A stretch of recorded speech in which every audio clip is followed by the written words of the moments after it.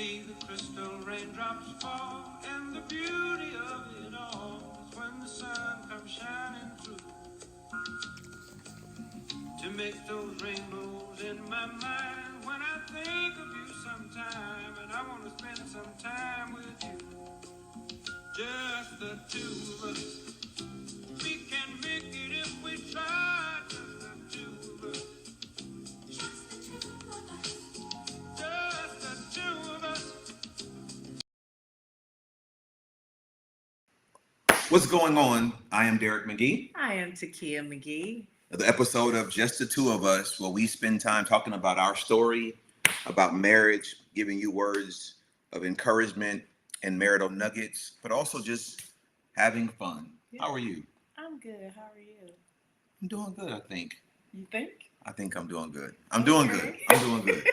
I'm doing good. Thank you all for enjoying this podcast. It is fun to record with this wonderful lady. It's fun to record with you. It's been fun. This is episode number 4 Yep. of Just the Two of Us, where we are literally opening up a piece of our lives to be able to give you insight into who we are and how our journey began. So last time we were together, we talked about our beloved son, Yes. and we were told we probably couldn't have children, Yes. but God. He turned it. And our beloved son, Dee is now 19, an amazing young man, Yes. freshman in college, doing some awesome things, and very grateful to the Lord for who he is. Yes. So today we want to talk about, then there's another one, our beautiful princess. I call her Pooh, our Tikia. I call her Sweet Pea. 4 years and 6 months exactly, Tikia comes into the world. And if I had had my way, they would not have been that far in age. They've been much, much closer in age. Well, But but as they've gotten older, I am actually grateful that they are that far apart in age, because neither one of them was robbed of their own time. yeah. I think that's very fun. Yeah. What do you think about that? I think the space was good. I think it allowed us time with Dee Dee. And then when she came, he was a little bit older where he could be a big brother and help and understand what was going on. Not that we had him so close together that he was so little that he didn't know like what was going on, like what is going on. Yeah. Oh yeah. Yeah. So I always jokingly say, first of all, Dee was such an easy child. Yes. You know, he really only cried for 2 reasons, and that was I need to be changed when he's a baby, or he was hungry. Yes. Right? Other than that, he was an easy child. I mean, he just really was. Yeah. And then Tikia came. I shared with you all in a previous episode that Tikia was that with morning sickness, the first 90 days of the pregnancy with Dee, literally in the first entire trimester, she was sick. I mean, nauseous every morning. With Tikia, The entire time. And I can remember my coworker, like I would still go to work. I still show up every morning. I would drag. And Miss Jackie was, when I was walking in, she was like, "You sick again?" I was like, "Yes, ma'am." She was like, "That's the girl. Only girls do that to you. Boys don't do that to you." And she was right. it was a girl. It was Do a you, girl. do you remember how we found out that you were pregnant? Oh. So the story goes like this. Again, they're 4 years and 6 months apart. But I was working at a certain job for the state of Florida when I was still working for the state. And Tikia was working actually where you are now, at least with the Department of Health. Mhm. And she had gone in for a doctor's appointment. Yes. And I do remember. you want to finish the story? I do remember. I remember being at my job. I had taken maybe blood work at the doctor's office, Mhm. and he called me. You know, when your doctor calls you, like, "So why are you calling me? Why is the nurse not calling me?" He called me. He was like, "Miss McGhee, I need you to come to the office, and I need you to do an ultrasound because we need to make sure that you're pregnant." No, I don't think he told you he was pregnant though. No, he said, I seen something. I need you to come back and do an ultrasound. Remember, you called me and you were crying. Yes, he said my levels were really low. That's what it was. And he Yeah. wanted to make sure that I was pregnant. You're I mean, right. he didn't tell you were pregnant though. Remember, you called me, you were crying, so I See what I'm rushed there. saying? No, seriously, like he didn't tell her because He said she rushed there. I met her there. Remember, we even called Mama Florence. I was crying. And we didn't know, and so we got pulled into this first floor location to do ultrasound. We were sitting there, and she took the test. Even at the ultrasound, they didn't tell you what was going on. We had no idea. We just The ultrasound lady said congratulations. That's what it was. Yes. And it was then it started making sense. But up to that point, we didn't know what was going on. Yeah. He just said, "I need you to come back." And between the two of us, Tikia is very emotional. Right? It doesn't take much of her to cry. And it doesn't. Like she cries. Like she has a heart. I'm in touch with my emotions and my feelings. Listen, she took it personal. I wasn't talking about that. I was going to say, like, she feels other people's pain and will weep with you. And so when she called me, like, she was bawling. And when I finally understood what she was saying, I remember just rushing out of the office to meet her there. And we didn't know what was going on. Because I can remember, you're right. Because I can remember at work, I couldn't even tell. My coworker was out. My supervisor was out. So nobody was there but me. So I just wrote on my board, appointment will return. You're right. Yeah, so we get there, do the ultrasound, and not really know what's going on up until the point the nurse said, congratulations. And like, I remember hearing her say it. I didn't know what the heck she was talking about, right? Because in my mind went to, oh my gosh, what is going on? A great memory. Because she said, when the doctor calls you, we've had the same doctor for a long time. So when he called, it was like, what? And then we got called back to his office. It was like 8 o'clock in the morning. Like, why are you calling my office this early? We got called back to his office. We go up there. That's when he finally revealed Kid was pregnant. You remember what he explained about the pregnancy? I remember all this stuff because it's fun. He thought the numbers were low because he thought it was a tubal pregnancy. Exactly. He thought it was a tubal pregnancy. He did. And it really wasn't. It wasn't. Most of Tikia's pregnancy with Tania resided on one side. She was literally, I don't know if it was left or right, but she would hang out literally in that one side. She was not active like Dee Dee. No, like Dee Dee was always over. You could see Dee Dee moving as he got bigger. Tania would hover on one side and stay there. I would talk to her. She would kick and she would move and she would always go right back to that one side. And so most of the pregnancy, Kia would always be rubbing that side, talking to that side. And we should have known early it was going to be a girl because she was going to do whatever she wanted to do. And so then the month of May 2010 comes and Tania is born.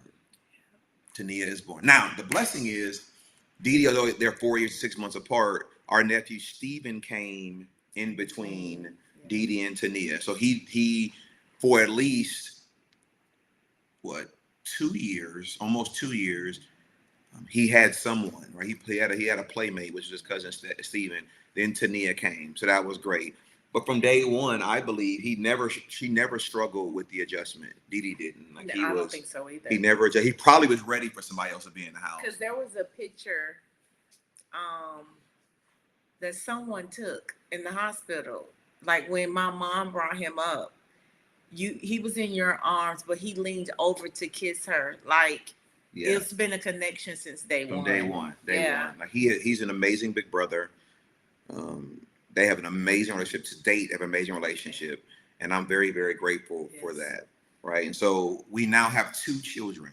Right, a 4.5-year-old, and then a newborn. Yeah, and it was very interesting, fun, but interesting, right? Because we're older, right? At this point, we're older than we were when Dee Dee came, so we better understand now how to make the adjustment, how to prepare to bring a newborn home, what that looks like. As we mentioned in the previous episode, Tikia had to have a myomectomy early in our marriage, where she had to have fibroids removed, and so after she had Tania, like she had Dee Dee, right, there was a recovery process. And so this time I was better, right? I didn't sleep through the night the first night. Like, I was alert. I was fully engaged in what was going on, all of those things. But also Dee Dee, even at 4 going on 5 years old, was an amazing big brother. He wanted to be helpful. He wanted to be engaged in what was going on, things of that nature. Now, I will tell you all, from me, and I'll look at your perspective, the earlier part, when Tania first was born, right, I struggled when we first came home because, so Tikia, if I can share, Tikia, like most mothers try to do, is breastfeeding, right? So there's only so much you can do as a husband when your wife's breastfeeding. So there were days I would try to get up with Tikia, and even in the middle of the night, and help out with feeding, right? Try to get her situated in the glider, or give her pillows, whatever, lay on the floor, right? Because I wanted to be a part of the process as much as possible. And I struggled because, unlike with Dee Dee, I was having to be way more involved with him. And so I would just sit there sometimes, and there's not much I could do to be helpful. And then Takia, I guess, basically saw me like really struggling with one, trying to connect with my daughter who's really early. And so she would let me burp her. After they finished, she would let me burp her. And again, Tania's stubborn like her dad, right? They were nice, so she just would not burp, like almost like she was holding it in on purpose. You got one eye open, one eye closed, and she was the prettiest, and still is the prettiest girl. And so, you know, you couldn't get mad at her, but you're sleep deprived, right? We hadn't been through this in 4.5 years. Yeah. But I remember watching y'all interaction, like you would console her and you'd be gliding in the chair and talking to her and things of that nature. And I wasn't envious. I just, you know, with Dee Dee, I was able to be way more involved very early on. And I had to adjust to what that felt like, what that looked like. And you were very patient with me, which I appreciate. I just didn't know what to do because, you know, listen. But that part of that was my fault, right? Because I tried with Dee Dee. Bro, it wasn't coming out fast enough for him. So with Tania, I tried, but what they failed to tell me in the hospital was that I could interchange. She could get the bottle and be breastfed. They failed to tell me that, so I was 100% breastfed. And I think if I had to do it over, I would have done both. So you can relieve me because it's a lot when they're attached to you. Yeah, it's a lot. Yeah, it's a lot. It's a lot. But now we're a household of two. We're an active young man and then a newborn. Household of four. No, I'm saying with two. I mean two children. Yes. Household of four. And so both of them have different needs, right? You don't want to neglect him.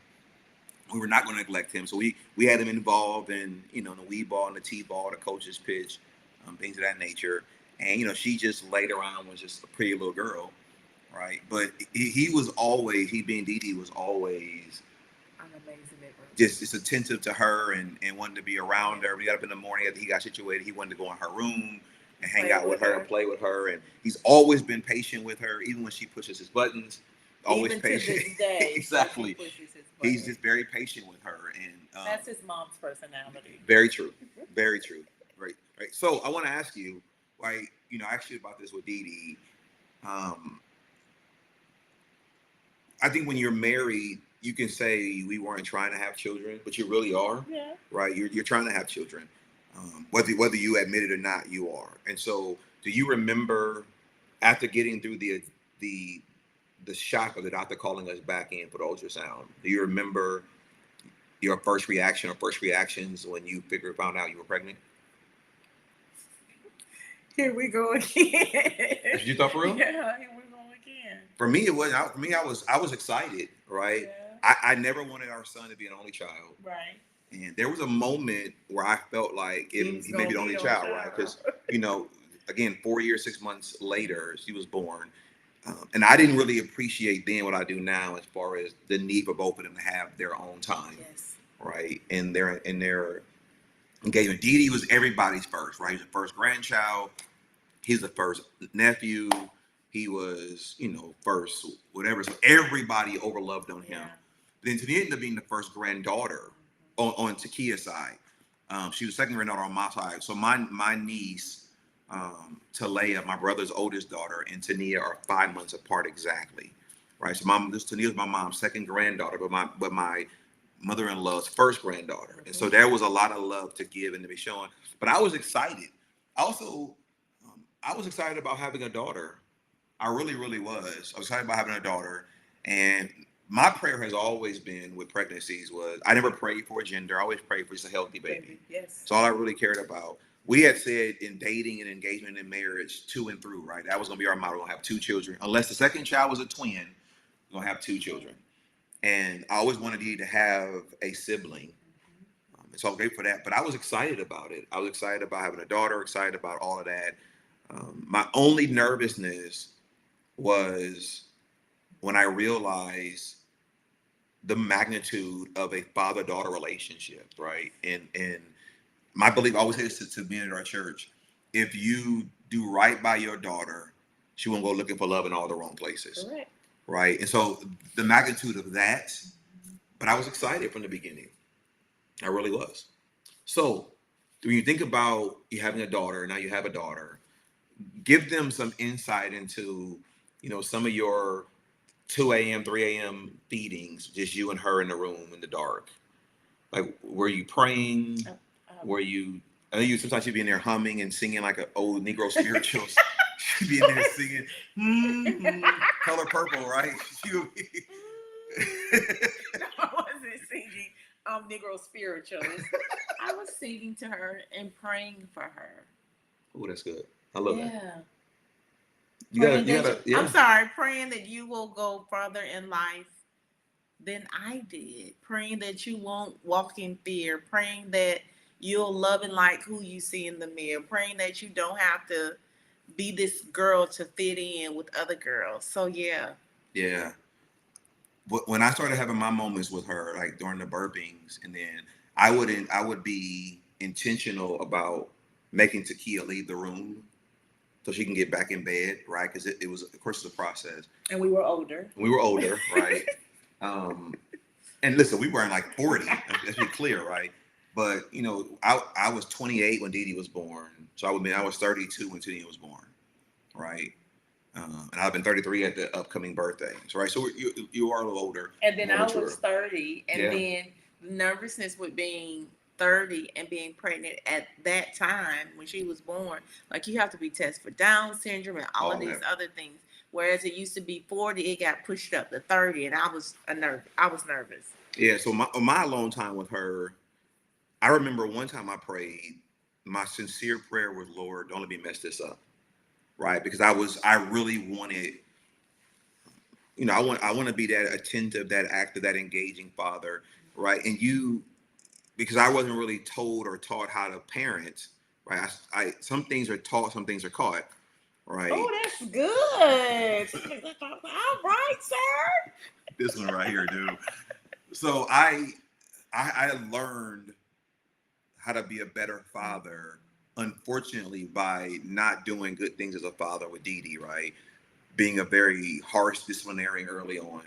That's how I was raised. And then realizing I don't have to continue that. Like you can your voice can be the force enough, right? You don't have to spank all the time and things of that nature. And I'm grateful for a wife who Tikia is like extremely patient, right? Like her tolerance level is, if I'm raising my voice, I'm mad. Her tolerance level is annoying to me, right? Like I think she lets stuff go on a little too long. You gotta see the good in people and the good in everything. I get all that, but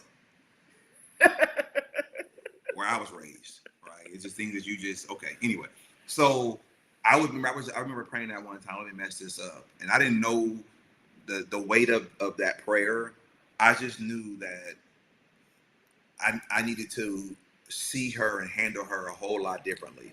There were times as Dee Dee's was getting older, he would always complain, it's not fair. Y'all too soft on Tania, right? And I started to apologize to him, like, buddy, I'm sorry. Like, number one, she's a girl. I don't want to give her the image of me always putting my hands on her. But number two, I said, buddy, you're right?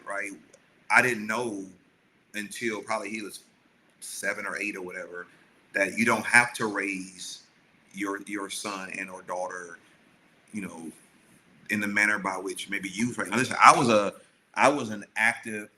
bad child for a while, right? My mom had to put her hands on me a lot because I was a second child, and I was gonna always push that line, right? I was gonna question everything and try things, and I had an evil streak and quick temper, very bad, right?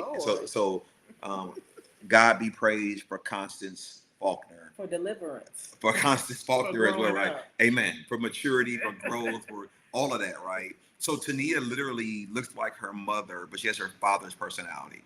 So there are times when she and I bump heads. It's best for us both just to part ways. And that's what they do. They literally just walk out of each other's rooms that's what they do, and presence for a while, because it's like fighting with yourself, right? Like neither one of you want to give up, right? Like you're trying. So imagine you literally are determined to win every battle, and so you're basically fighting yourself. Like that's really what it is. Other than it's a female version of you. And so there are times where literally, like, I just have to walk out the room, like, you got it, bro. Like I'm not even gonna because I know how this is gonna end. If one of us don't back off, we gonna be at it all night. It's like literally two not bulls, whatever, any two forceful animals going at it with each other, and we're not gonna give up. And I love that about her until we're at war with each other. And not, war not like, bloodshed, but like, she's trying to make her point, trying to make my point. Now I can easily say, listen, I'm the parent, sit down, be quiet, right? You can easily do that. But also you really want them to develop who they are. It's funny because when you all are butting heads, she'll say, "But Daddy, you're not listening to what I'm saying," and you say something. It's just me and Didi just looking at y'all going back and forth. So that's literally so our son looks like me. He's like his mother, right? Very patient, very calm, quiet nature. Very quiet nature, right? Like if he's your friend, he's your friend to the end, right? He's gonna see the good in you. He's gonna make himself available at all points. His heart is pure toward people. All of those great things. And if you can't get mad at Didi Long because once he smiles, like everything changes. Yes, and Tania knows that too. Yeah. Because she'll look at him, they'll be at odds, and she'll look at him and go say, "You can't be mad at me." He just started laughing. Like, no, I can't be mad at you. He looks like me, but he's his mother. Yeah. Tania looks like her mother, but she's her father. Definitely. Right. And so it's a big part of my daughter I love, right? I love when she firmly puts her feet in the ground. Right. And she's unmoved. I love when she speaks her mind. I love when she defends herself. I love when she defends her brother. Like, if you really want to see her respond, let her brother ever be taken advantage of, be hurt, be used, whatever it may be. Like, you're going to see a different side of her. Or her daddy, right? Like, I love that about her. What I struggle with my daughter is whenever she's emotional, right? Because she's so much like her father that to be emotional makes me uncomfortable at times, right? Because normally she's not showing emotion. Yeah. Normally she's very bullish, which I can identify with. When she's emotional, when she, gets in her feelings, when somebody's hurt her feelings, my reaction is not initially to comfort her. My reaction initially is to go kill somebody. I know that's not healthy, right? But I want to protect my daughter. And as she's gotten older, she's now a freshman in high school, allowing her room to figure some things out or to think through some things is a challenge for me because I want to fix it now because I don't want her crying over this, right? And there have been times where literally, were it not for a beautiful wife with some sound wisdom, I probably would have killed some people's kids, right? Literally, I probably would have killed their child because their child said or did something toward my daughter that was inexcusable, right? And listen, it's not homicide related or homicide worthy, but you can't say that to a father who loves his daughter. And it's you being a protector. Yeah. And that's your nature, is to be a protector of her. Yeah. So, yeah. Yeah. So we think about Tania. She's 14, freshman in high school. She's not that far removed from high school graduation when we think about it, right? What's your hope for her as a young woman? That she navigates life knowing that she is loved, that she never loses her voice. I love that outspokenness about her. Yeah. That she'll find her sister circle, and it's okay if she doesn't find it now. That she doesn't need 20 friends. Just one good friend, that's enough. And I hope that she will follow her dreams. And I know she's in high school. I know she's trying to navigate it. I know she comes to me and says, "Well, Mommy, I don't know what major." Sweet pea, you're only in 9th grade. You'll figure it out. Yeah. Just enjoy the journey and you'll figure it out. Yeah, she's an amazing student, right? And she's involved in so much. Yeah. And she wants to do her best in everything. Everything. Right? Again, like her father, right? So she takes, I wouldn't even say defeat, but like if she can't, if the outcome is not what she envisioned, it's very hard on her. I can relate to that. So for my daughter, it's very simple for me with her. Is I want her to know no matter what it is, Daddy got your back. No matter what. I've always told her this. I don't care where you are in the world. If the phone rings and you need me, I'm there. Right? My prayer is that she never leaves. She stays very close right? Like I'm trying my best to convince her that the FAMU is the only option Right. to explore, right? Trying your best. Now listen, we didn't force our son to go to FAMU. FAMU was his decision. It was. He always said he wanted to go to school in the South. He wanted to go to HBCU, and FAMU was the one he chose. And so I think we said this in the previous episode. FAMU is the only school he applied to. Like he had no plan B. And to the point where, as a pastor, as a man of faith, as the one who preaches to trust God, there were moments I got very nervous. I was like, "You don't think you apply anywhere else?" He's like, "No." Like, and he was so unapologetically firm in his decision. It's only FAMU that there was no fallback plan for him. There was no second competing school. It was FAMU or nothing. With or without football, it was going to be FAMU. Right.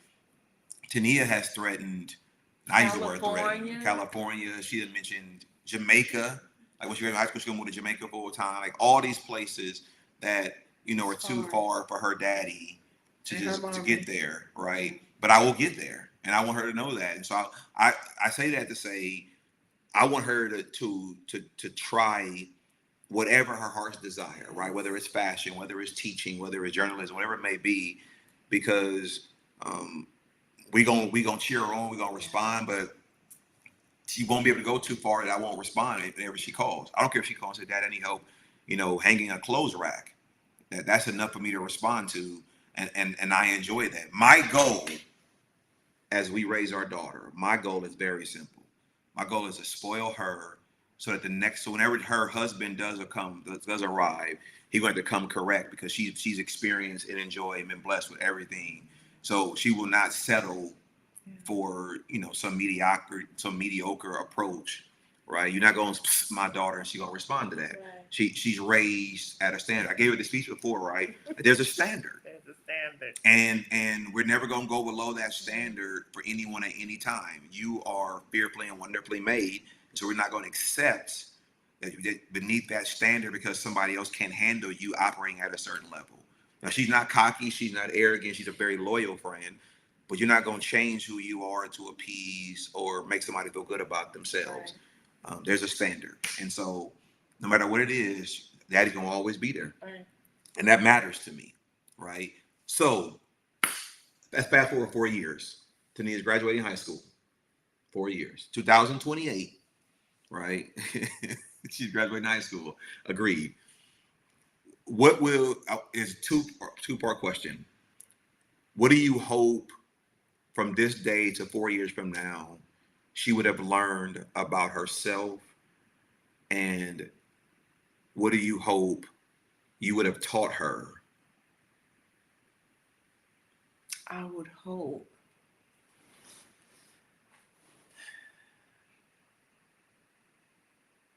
that she wouldn't struggle with the opinions of others. I would hope that, like I said before, that she would be so confident. Like at that age, self-confidence is key. That she would be so confident that even if she is the only one in the room, it doesn't matter. Mm-hmm. What was the second part? What would you hope in 4 years, you think about her, like think about graduation, right? What do you hope that you taught her? That she can call me about anything. Yeah. Anything. Anything. We could talk about anything without judgment, and mommy will listen. And I want her she should know this by now. I hope she does, that I love her. Yeah. And like you said, I got her back. Who did it? Yeah. Okay, we coming. Yeah. Now listen, I will say this, and this is a proud moment for me. Their mother-daughter relationship is amazing, right? They talk about everything all the time. Throughout our house, you hear mommy about anything, right? But it's an amazing relationship. They're about the same height now, so they're always, like Tania's always in her closet. Always in my shoes. Always in her shoes, right? They have an amazing mother-daughter relationship that is worth, for me, I enjoy watching it. Mm-hmm. I think sometimes Tania pushes the boundaries just because I think she knows she can. But it's a great relationship that I do hope and I believe will continue to be cultivated and it's just amazing to watch. So for me, 4 years from now, I would hope for Tania that she has come into the realization of loving and liking herself. I love it. right? I think that's important. 'Cause I didn't get to the part of liking me until I went on that 1 year dating sabbatical before I met you, where you can love yourself and do right by yourself, but actually liking who you are is a different situation. And it took time for me to be isolated from everything and everyone to really start looking at me through the lenses of liking and really, really liking flaws and all, right? That's key. Yeah. And Cause so, liking myself, yeah, it was well till after we got married. exactly, Yeah. right. And so that part, and then I hope that what I've taught her again is the standard is not erasable, right? That standard is a standard that a father tries to instill in his daughter because he wants her to never accept less than. I intentionally spoil my kids. I intentionally spoil my daughter. I intentionally buy her things and let her go into expensive stores and purchase things. I do all that on purpose, right? And I don't apologize for that, right? I enjoy walking into these luxury stores because she saw something that she wants to look at. I enjoy being telling her, go ahead and buy it.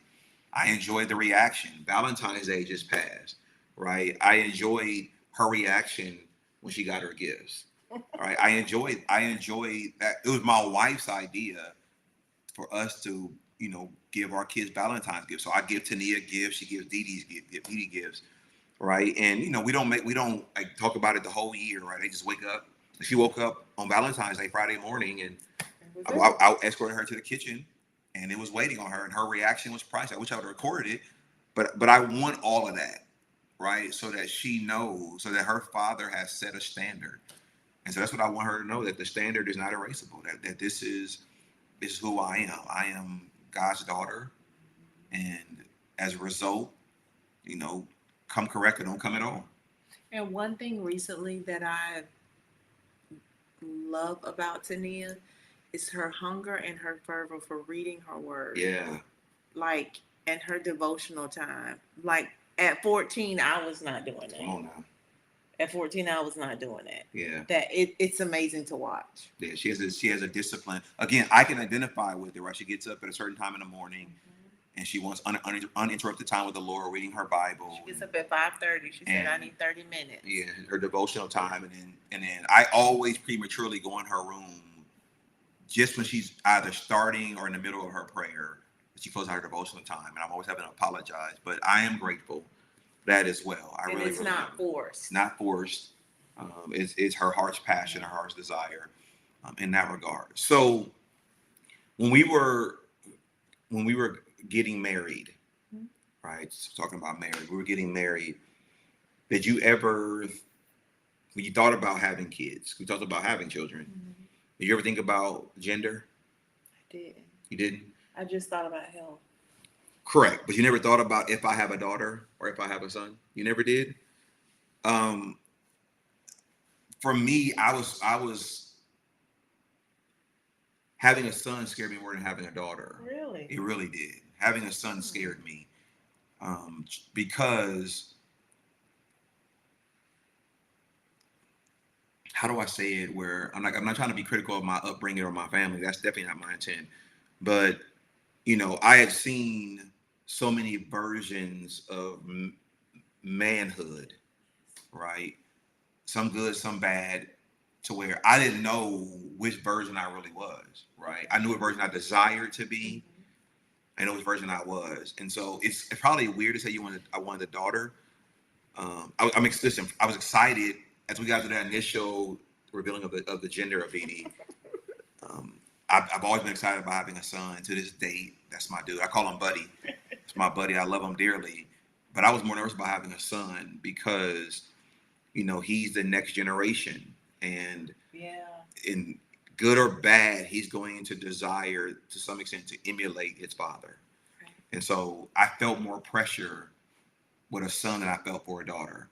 As they've gotten older, I think I feel pressure in a different manner with having a daughter.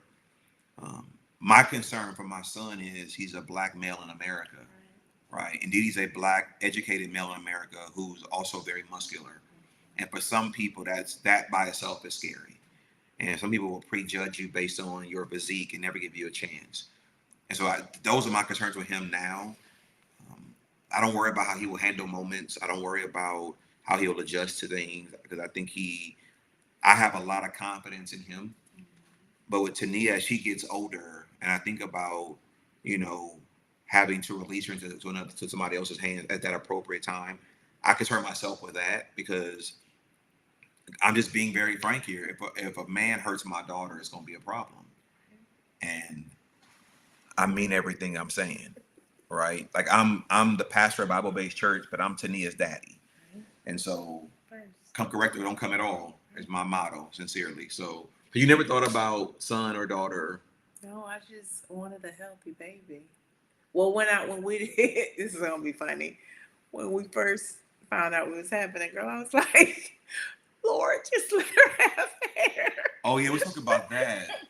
Oh my gosh.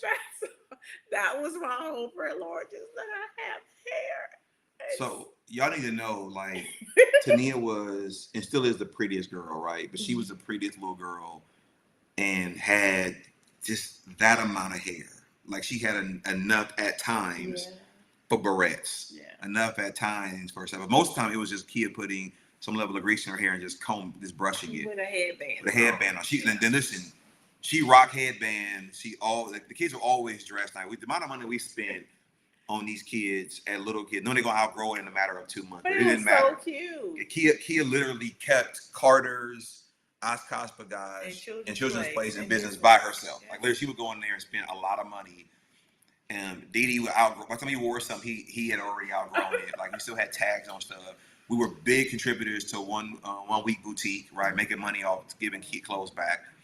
But Tania, her earlier years, she had very minimal hair, and Kia would often be emotional. I'm talking about like all out breakdowns about her baby gonna be bald for the rest of her life.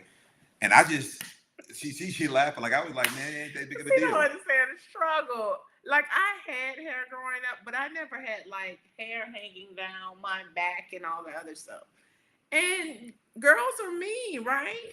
Girls would pick on you because of the length of your hair. Like that's just who girls are. And I was like, Lord, just let her have hair. I don't want her to have to deal with that. So remember that she just said, now Kia would cry about her because she was her earlier pictures. Maybe she's from like a baby up to probably 3, whatever time of age would have been. There wasn't a lot of hair up there, right? But it was cute. Probably my hair insecurities that I was pushing on my daughter. True, but Kia would pray, Lord, let my baby have hair. And now she prays because she got a lot of hair. Like if you ever see her in between her braid appointments, right? The amount of hair she has. It's a whole afro blowout. Yeah, it's a lot of hair. And I find it amusing because the same woman who prayed for her to have hair now complains about the amount of hair that she has. And he gave you what I asked for. He gave you what you asked for, right? But she would have, I'm talking about like emotional, but she would call her mama, talk to her best friend, which is her sister, and it'd be about Tania's hair. And I don't know if they could. Like, oh my God, I just can't get it to grow. What is going on? And she was putting all this stuff in my baby hair, reading all this crap, trying to put something on my baby. I'm like, it's going to be okay. It really is going to be okay. I never worried about it at all. And listen, I don't think Tania even cared, like knew about it enough to care, right? She was just the prettiest little girl. She did. And then when you did her own hair, like, she came home from school, like, did you just sit down and take your bows out? Yeah. Because I'm trying to figure out what's going on. Yeah, Kia would spend time like beautifying her in the morning before she went to daycare. I went to First Baptist BPK. Mm-hmm. You pick her up from school and it's like, this is not how I dropped you off. Like, what have you been doing all day long that you looking like this? Yeah. And she just, that pretty smile, like you couldn't get mad at her. You're like, what's the point? As with Dee, right? You know, Dee, he dressed nice all the time as well, but you know, he was a boy. He was a boy. So we learned early, don't buy him all white tennis shoes. Yeah. Oh yeah. He was gone. He was gone. Like, listen, that's back when you could buy a pair of Jordans for him and probably spend $25. Right. But Dee to this day, he never liked to have on socks, nor shoes too long. Right. So if he gets anywhere long enough, he's gonna take his shoes off and his socks if you let him. Right. And which drives his mother crazy to this day. He's like that to this day. Right. If he sits in the room too long, shoes and socks are coming off. That's how you know he's comfortable in a setting. And he's gonna be very relaxed. If we call him right now, if he's at his door right now and you called him, he's not there right now, but if he was, he'd probably be laying in the bed with no socks on. Mama giving him a speech. He's always been that way. All right, so we have a daughter. We Yeah. have Tikia 2.0, right? Literally your image walking amongst you, and have a great relationship. We always said two and through, so now we have our two. Yeah. Right? We have our two. We have our boy. We have our girl. They're We both do. healthy. They're Yeah. growing up to be their own. That's fast forward to Tania's now out of the house. Whenever that comes, right? She's out of the house, and she calls you because life is happening, whatever that looks like. And she's on the phone and she's crying, or on the phone begging you to come wherever she is. You're going to come. I already know that. But what are you going to say or do to try to calm her down and refocus her? Like I tell her now, it's all a part of the journey. Like nobody walks the earth without issues, right? Our path wasn't smooth, so I know their path won't be smooth. I know they'll make mistakes, but learn from your mistakes. And mommy coming. Don't worry about that. Yeah. So Tania has two mothers, right? She has a biological mother who's also her best friend. Then she has her auntie, who's also, so Sharita is also her godmother. And even their relationship is amazing. So shout out to my sister-in-law, the same one who played matchmaker with us. But Yes. they have relationships. So we're literally like, I'll come home sometimes from work. She's out on the phone with her mother, her auntie, her nana, sometimes her meemaw. But she's on the phone with her auntie, like two chatty Cathy's, right? They just talking about it. They on FaceTime. Yeah, like she would literally drive and have Tania on FaceTime like, Sharita, like you with your kids. You tell I know we're talking. It's okay. Yeah. Okay. But like so Tania's a daughter she had never had, right? But we had an incident one time at their school where literally like if Tania ever had to worry about or wonder if her auntie is gonna show up, that incident proved she gonna stop what she doing, she gonna show up. And I love their relationship as well, right? Where it really is a closeness, a love, a an investment, right? And I'm grateful for what that looks like. If I were to get the call that you got, um, I would have to pray to calm down enough to hear what she's saying, because my first reaction is gonna be destruction. Like if she calls me crying, it could be, Daddy, I can't get this nail to go into the hole. I probably ain't gonna hear that. I'm probably gonna hear somebody did me wrong, right? Like I'm just gonna have to, right? So it's just that I have to, even now I have to sometimes to go back and apologize because I just didn't hear what she said because I saw how she was responding. Right. So I have the pleasure at times, and my schedule at times is busy depending on the season of work, where I don't get to take her to school or pick her up from school. She goes to school close to where her mom's job is. The moments I do get to take her or drop, especially when I pick her up, right, Tania talks. And she gonna tell you about the entire day. She ain't gonna miss not any moment. From the time you drop her off to the time she's picked up, she's gonna tell you about her entire day. But I'm enjoying those moments a lot more. I really am, because I talk to people who have kids our daughter's age, or a little bit older, and they have complaints I can't relate to. They have complaints where their kids don't talk to them, or their kids are, get in the car with the headphones on, they're in their phone. Like that's just not like she gets in the car, right, and she is ready to talk.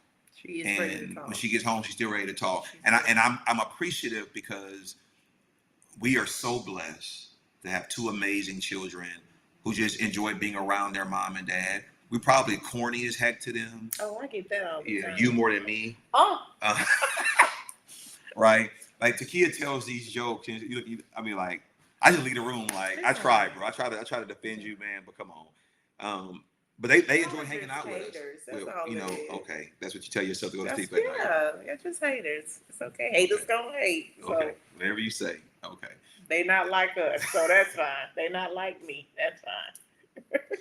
So, but we have a great relationship, right? So we spend a lot of time together just hanging out. Like our son will come home from his dorm to the house, right, to hang with us sometime, also get free meals and wash his clothes. But he enjoys being around us, which is pretty fun. And so in that regard, right, I would literally have to like go against myself of reacting to hear what she's saying. Yeah. Right? Because to me, I think that really does matter. Mm-hmm. Really does matter. So we've gone from just the two of us to just the four of us. Right? Right. An awesome son, awesome daughter. We have raised two great children who are doing some great things and will do some great things. Right? And no, they are not perfect. Nope. Yes, they will make mistakes. Yep. Yes, they will learn from the mistakes, but you won't sit in your mistake. You're going to get back up and keep going. Oh, that's right. I will close with this thought. I want you to close with your thought. Close this thought. If you were to ever ask me, did you ever have a moment of concern or worry for your children? I would say yes. Mm-hmm. And it wasn't about being black in America. Do I do concern myself with that, especially with my son, just because things are not fair. For me, it has always been being pastors' kids. Because some of y'all don't know that you put pressure on pastors' kids unawares, right? There's an expectation, there's an assumption, there's a look, right? Whatever it may be. And so one time we set our kids down. It was during the height of COVID, right? We couldn't leave the house. And we had a serious like family meeting. I asked a question of them. We basically allowed them to react and respond to that question. It was about the church and how the church makes them feel, their thoughts on the church, so on and so forth. And it was raw and it was rugged, but it was necessary. It was necessary. And for me, it was eye-opening. It was very eye-opening. That's what I was going to say. For me, it was very eye-opening of how they felt, how they were feeling, how we could respond, what we could do differently and better, what we had failed at doing, all those things. But it was in their words. And it was an awakening for me because we've never been absent in anything our kids are doing. But, you know, when we get to the church, we're so busy that there were things that at least our daughter will point out that had occurred or things that were said that I just wasn't aware of. And I was, again, I'm not passionate at that point. I'm ready to go deal with some people.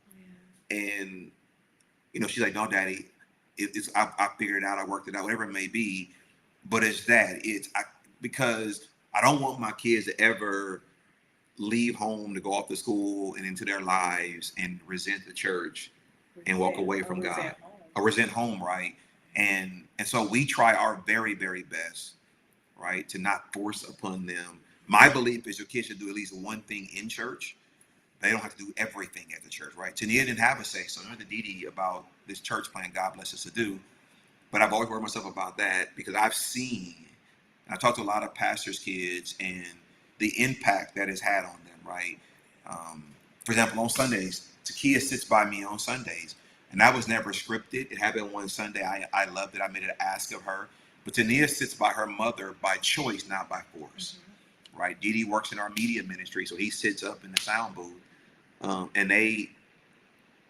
But I want them to always be able to be Darrick and Tikia and make the same mistakes that all of y'all kids make with no judgment. But what I told them at the end of that conversation is, I'm always defend you. Okay, what them church people say, right? You are allowed to make the same mistake their kids make, and they're going to deal with it, right? You're not perfect. Son, you can wear jeans to church because their kids wear jeans to church as well, and it'd be okay, right? I just want you to love Jesus for real and be who you are. My last thoughts are, we have been blessed with amazing kids. I want them to be successful at everything their hand touches in life. Like I said before, I know they'll make mistakes. I know it won't always be perfect, but Mom and Daddy got your back. Yeah. And the whole church piece, it's key because sometimes people do, I don't know, they knowingly do it and unknowingly do it, put extra pressure on church pastors' kids for some strange reason. And it's a lot. It's a lot. They carry a lot. So I'm gonna say this while I'm closing.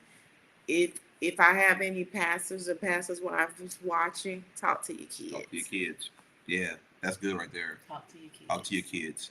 Right. You and when you talk to them, fight the urge to respond and defend. Just let them talk and listen to what they're saying. That really, really does matter. That was hard for me because you will feel like you failed, right? You will want to go deal with people, right? But let them talk, because that opens up for many, many conversations in that regard. And I'm grateful for that discussion, right? I'm also grateful, like, church is a comedy show, and kids can make you laugh about things they saw in church, how come home and recall and repeat and mimic those things. Listen, I'm Darrick McGhee. I'm Tikia McGhee. And once again, you've been a part of an episode of Just the Two of Us. Thank you all for being on this ride with us. We give you some insight to who we are in our life and some nuggets in that regard. I love doing life with you. Love you all. Thank you. Remember, marriage still matters. No matter what it looks like, no matter what you've been through, marriage is honorable in all, and the bed is undefiled. We thank you all for being a part of this conversation. Peace out. Bye now. I can't imagine life without you, baby, by my side. That I'm feeling, I'm hoping you're feeling the same.